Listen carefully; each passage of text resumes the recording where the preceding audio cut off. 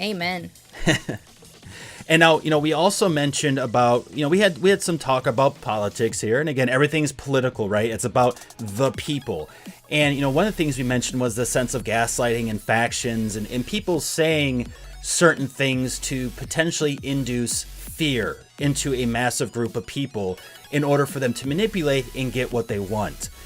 Well, interestingly enough, one of the hot topics ever since 2016, even sooner than that, but especially in the US within 2016, has been the sense of immigration. You get some factions saying, oh no, we need to cut back on immigration. We're bringing in terrorists. We're bringing in all these terrible people who want to do horrible things to us and who don't pay taxes, don't do a thing with their lives, and, make us have to work harder. And then you have the other side who goes, well, no, I mean, yes, we should be careful of who comes in, we don't want to bring in, for instance, anyone who's associated with a terrorist faction or anything like that, ideally. But at the same time, immigrants are not doing horrible things to the country. They're not getting the top ranking of killings, in urban areas. They're not doing anything and not working. And so you have this constant back and forth between factions going, well, no, we should, have better restrictions and we should fear the other. It's them over there versus us. It's always like this football match. It's like, all right, I'm this team and you're that other team and you guys suck because you're not us. And so again, we get this othering process, which again makes us, and we've talked about this in the past 2 other episodes, where it then creates a nice little convenient wall between us and the other people. And what ends up happening is we can easily disassociate. We don't have any emotional detachment. We say, oh, there's a bombing in the Middle East. Oh, Syria is going through a massive war and upheaval right now. Oh, there's 7 interventions going on all around the world just from the US alone. And you can go, oh, well, at least it's them and it's not us. And we're doing this othering factor. But it's like, no, they're human beings too. They have families, they have friends, they have emotions. They want the best for their lives just as you want the best for your life. And, we tend to get into this whole cycle of fear when it comes to the others. And actually recently in the news, though, the Pope, actually, of all people, is taking a stand saying, this is against, or the Pope warns basically against the sin of hostility to migrants. And not saying that it's a sin against just migrants, but just hostility overall. And Pope Francis has called hostility aimed at migrants and refugees a sin, urging communities not to yield to fear of the other. The pontiff delivered his message at a special mass for asylum seekers, refugees, and migrants. Pope Francis told those gathered at St. Peter's Basilica on Sunday that while fear was an understandable human response, it should not lead to anger and then thus rejection. And, I think that speech could not come at a better time. Mm-hmm. And that's not to say that, Pope Francis is my homeboy or anything like that. Like, I don't know. I mean, I don't really know the guy. I don't know him personally. We don't hang out and, drink beers and listen to rock music or anything. But, overall, though, I love this point. I think it personally, on my perspective, it is very much on point. We can't keep fearing the other and keep segregating, because what I feel like keeps happening in politics, especially in U.S. politics, is they go, as I mentioned before, at the gaslighting. Okay, poor fear the rich, rich fear the poor. Really, actually, even more so, it's middle class fear the poor, poor fear the middle class, which is usually how it works out. And then from there, oh, okay, well, we have no one else to ostracize. All right, fear them over there in the other country. Fear the people in Mexico. Fear the people in the Middle East. Fear. Right, they're going to come and take the jobs that don't exist anyways, but they're going to come and take them from you. What? Exactly, the jobs that you don't want anyway. They want to take that from you. And I think what's really important about this, and we again have mentioned this as well, is that it's so easy to fall in line with this gaslighting or with these kind of platitudes of, oh, well, this group of people are bad just because they're bad, and that's it. And it's another thing, though, to actually research it and go, well, are they? And I think with today's discussion, it's not to say that certain people aren't who want to come in and immigrate into another country. But I think what's important is to understand all the facts behind what you're hearing about it, too. So for instance, what we've heard a lot of, for instance, one of the big heated debates has been, well, these immigrants, they do more crime than anyone else. Than anyone else ever in the U.S. Murders, crimes, drugs, all They're this just other stuff. coming in here, escaping their countries, looking for a better life. So they come here and they kill a bunch of people because that's how you do it. Exactly. But the thing is that all the studies from 2007 until now, 2018, have shown that is not the case. It's actually the complete opposite. The New York Times has actually released several articles about this, going off on several studies done by such groups as the NBER, the NBER being the National Bureau of Economic Research, who actually dug into this even as far back as 2007 and went, this isn't the situation. It's actual legal citizens that are doing more of the murders, more of the crimes that we hear about. It isn't the other, if you will. And, I think from a personal perspective, looking at all this information, I think a lot of it too is the fact that people don't have that intent when they go to another country. Their situation is so much worse in their home country that they're more concerned about that than trying to rob you for a candy bar or for $100. They don't want to go back just as much as some people want them to go back, And it's not the fact that they're trying to steal jobs or anything like that. But again, there are coups in countries. There are complete hostile takeovers and people are being butchered and they seek asylum. There are people too that, are running away from cartels and other situations, or they have family here and they want to come over as well into whatever country it is. It doesn't have to be US. It could be Germany. It could be Denmark. It could be France, England, you name it. Now, I think there is an issue over time of potentially bringing in too many people overall, and then the concern of overpopulation in a specific area, the thinning of resources, especially money, for those people to help support them and support everyone else. I think that is a real issue, honestly. We can't just ignore that fact. But I don't think we should do it specifically or restrict specifically because of generalized fear. Let the facts speak for the situation and then come to a conclusion. Right, like let's say you have a house with 5 bedrooms and it's just you and you've got 100 people outside, seeking asylum. Like, you could probably house a few of them, but right, letting all of them in maybe isn't the best idea. But at the same time, if you were outside and you needed a house to get into, this is a weird analogy, but you'd want someone to show you the same that kindness, right? And that human kindness. Pope Francis said, having doubts and fears is not a sin. Like that itself, right? Like we all have our own opinions and we have our own doubts and we have our own feelings about certain things, but we can't allow those fears to determine our responses. We can't allow those emotions to limit our choices and to feed that hostility and rejection just right off the bat.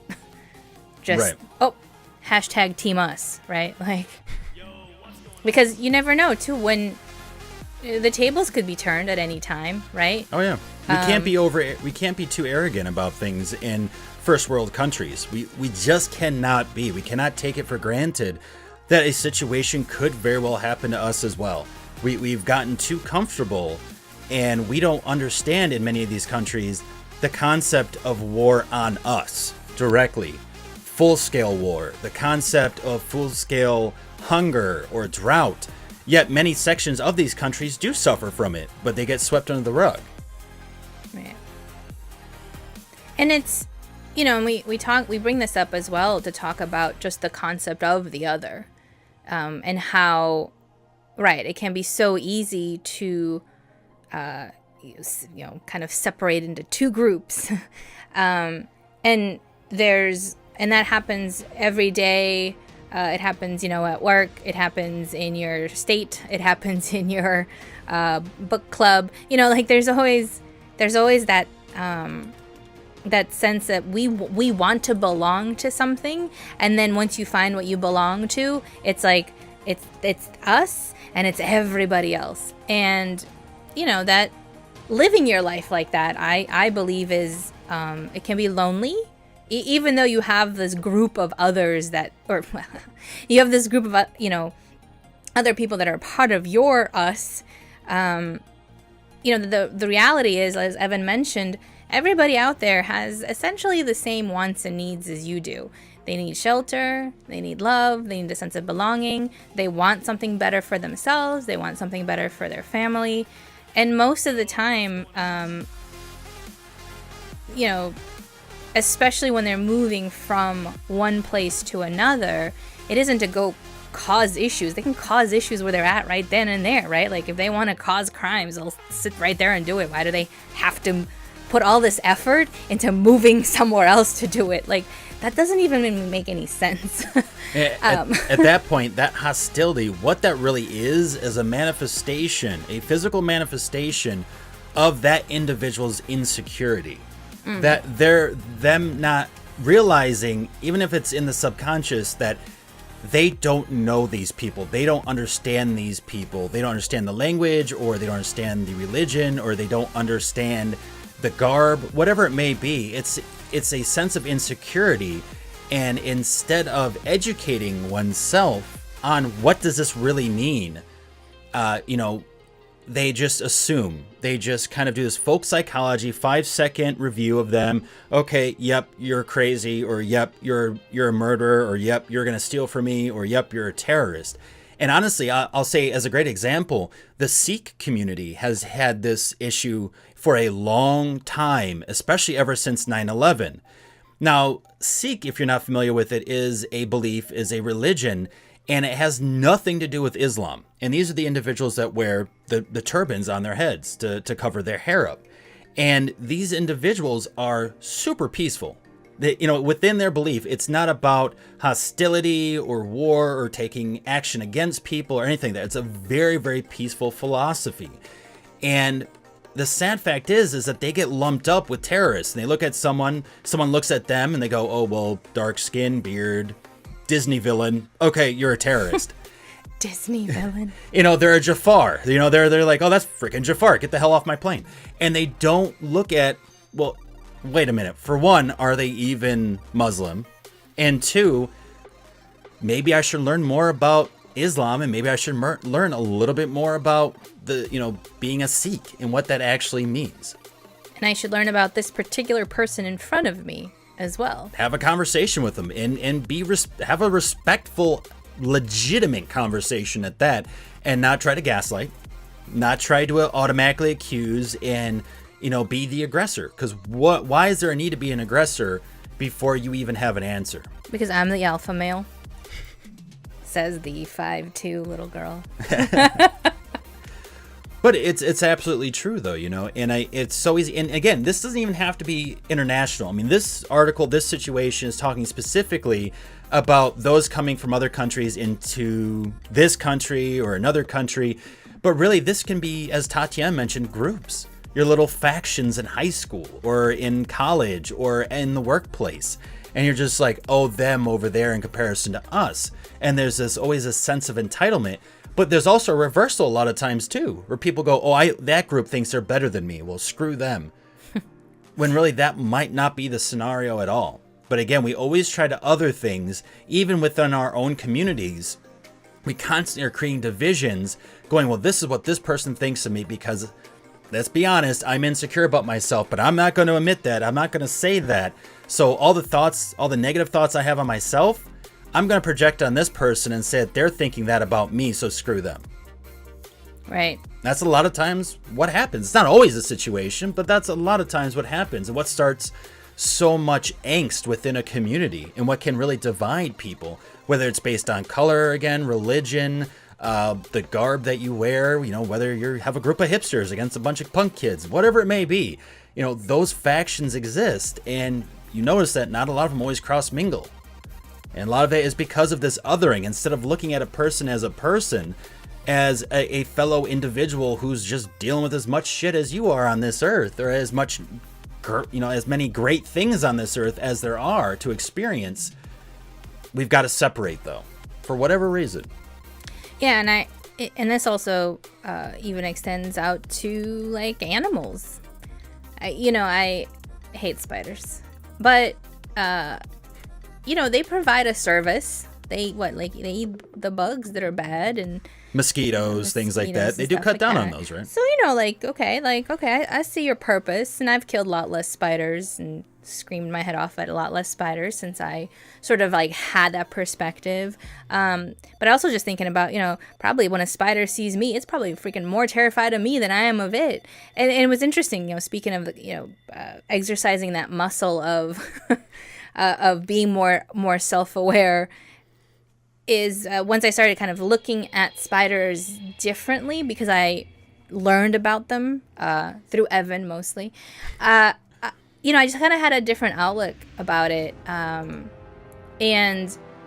I don't know, right now, I'm not excited when I see a spider, but I will more likely try to find a way to get it out of the room, put it outside, or I don't know, do something instead of before where I would just shriek for help or kill it or something like that, right? And I know it's kind of a simple example, but again, that's sort of educating yourself about what it is that you're looking at, what it is that you fear. I had these wild thoughts of oh, well, spiders are gonna crawl up my nose and lay eggs, and then spiders would just crawl out of me at night. I just had these ridiculously weird, exaggerated fears out of I don't know what. Did I read a story that happened to someone? I have no idea. And once I kind of learned about spiders and how there's so many different kinds and all this other stuff, I began to just feel different about it in a positive way, I think, to me, at the very least. Because, again, now when I see one, I don't lose my shit. So. Well, and as you mentioned, again, yes, it may seem like a simple or maybe semi-silly scenario or example to use in comparison to people. But, again, this is an educational process. We have to rewire our brains. Reroute the hardware that's built into us, all the different neural pathways that have been created to give us what we know and what we can recall. And so it's really important that we sometimes take baby steps instead of leaping into trying to understand every human on the earth and everything else. Okay, well, let's start with small things. What's in our everyday proximity that we can look at and then kind of grow and nurture and culture in order to then be able to then bring that into the realm of how we interact with other people. So a lot of times you have to take baby steps. You don't learn just to drive by jumping in behind a wheel and driving, right? You just don't go, cool, I can parallel park like a boss. Oh yeah, how long you been driving for? This is my first day. About 5 minutes. Well, it took me 10 minutes. So, it's that kind of thinking that can get you in trouble of we're so advanced and evolutionized or whatever the term civilized. No, we're so evolved. Oh, I see. That we should be able to just pick this up and do it. That's not the case. That's not how our brains work. Language took time. Walking took time. Driving took time. The job you do every day took time. Or the abilities that you bring into your schoolwork or into the game that you play took time. And so just like that, to re-hardware your brain takes time. And so you have to, unfortunately, at times take baby steps, not just jump in head first and just assume everything's going to change. It's just like when we talked about positivity, when we mentioned, hey, it's not going to happen overnight. I'm not going to say one positive thing about myself and all of a sudden everything is rainbows, butterflies, and unicorns. That's not how it works.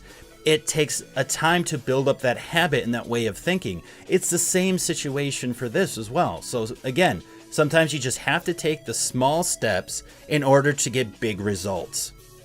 And that's the way it is. Take your time. Preach. And actually, Culperistic, Culperistic, great to see you in chat today. He mentions that this is the whole point of American History X. It wasn't some intellectual speech that gets Edward Norton's character so changed. It was being forced to spend time with someone he absolutely hated and eventually identified with him in a small way. So again, that kind of educational process of teaching yourself, experiencing it, putting yourself out there instead of building these walls or these divisions amongst each other, but really just experiencing it, being in that moment and realizing this isn't what I thought. Being willing to change too. I think that's one of the biggest things to understand is that, again, we're all changing. We can't be stuck in our ways. that's really just going to hurt us in the long run. There's no further evolution, talking about evolution, there's no further evolution as a human being then if you just say, nope, I'm done, I've stopped. If you're still breathing, you're still learning, and there's still room to grow and to adapt. So, again, it becomes more of an excuse, and we look for an easy way out. But I don't want to change. Change is hard. But then again, and there's growing pains, and I don't like that. Well, and there's so many things too that are difficult and that we do face on a daily basis. But again, that doesn't lessen what we get out of it by going through it, And I think it's important to realize that and to, again, think about these others and who they actually are.